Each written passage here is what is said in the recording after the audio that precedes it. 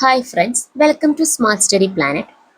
ഇന്ന് നമ്മൾ LDC 2024 ഒരു ക്വസ്റ്റ്യൻ പേപ്പറിൽ നിന്നുള്ള ഒരു ക്വസ്റ്റ്യനും അതിൻ്റെ കുറച്ച് റിലേറ്റഡ് ഫാക്ട്സുമാണ് ഡിസ്കസ് ചെയ്യുന്നത്.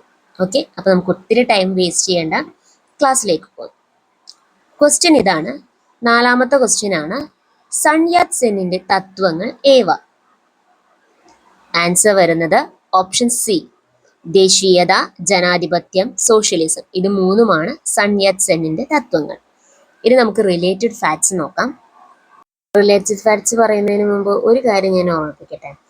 ഇതിലത്തെ ഓരോ പോയിന്റ്സ് നമ്മൾ പറയുമ്പോൾ ചിലപ്പോൾ നിങ്ങൾക്ക് തോന്നും, ഇതൊന്നും പരീക്ഷയ്ക്ക് ചോദിക്കില്ല, അത്ര ഇമ്പോർട്ടൻ്റ് ആയിട്ടുള്ള കാര്യങ്ങളൊന്നുമല്ല. പക്ഷെ ട്രസ്റ്റ് മീ ഫ്രണ്ട്സ്, ഈ ചോദ്യം ഉൾപ്പെടെ ഞാനിനി പറയാൻ പോകുന്ന ഇതിൻ്റെ റിലേറ്റഡ് ഫാക്ട്സിലെ 1-2 പോയിന്റ്സ് ഇതിനു മുൻപുള്ള 2 എക്സാംസിന് ചോദിച്ചിട്ടുള്ളതാണ്.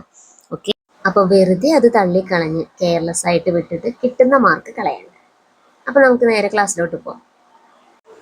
ചൈനയുടെ മാറ്റത്തിനായി സൺ യാറ്റ് സെൻ അവതരിപ്പിച്ച പരിപാടിയാണ് 3 തത്വങ്ങൾ.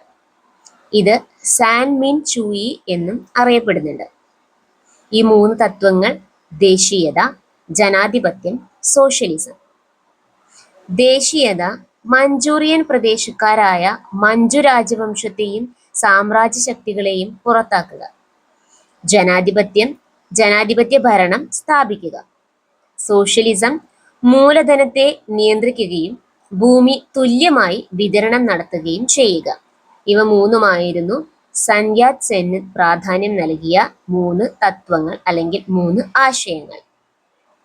ഇനി ആരാണ് സൺ യാറ്റ് സെൻ? ആധുനിക ചൈനയുടെ സ്ഥാപകനായി അറിയപ്പെടുന്ന വ്യക്തിയാണ് സൺ യാറ്റ് സെൻ. ദക്ഷിണ ചൈനയിൽ സൺ യാറ്റ് സെന്നിന്റെ നേതൃത്വത്തിൽ റിപ്പബ്ലിക്കൻ ഭരണം സ്ഥാപിച്ച പാർട്ടിയാണ് കുമിതാങ് പാർട്ടി.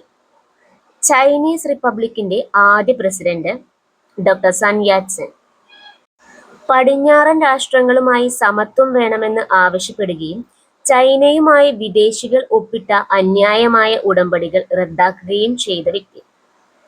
Sun Yat Sen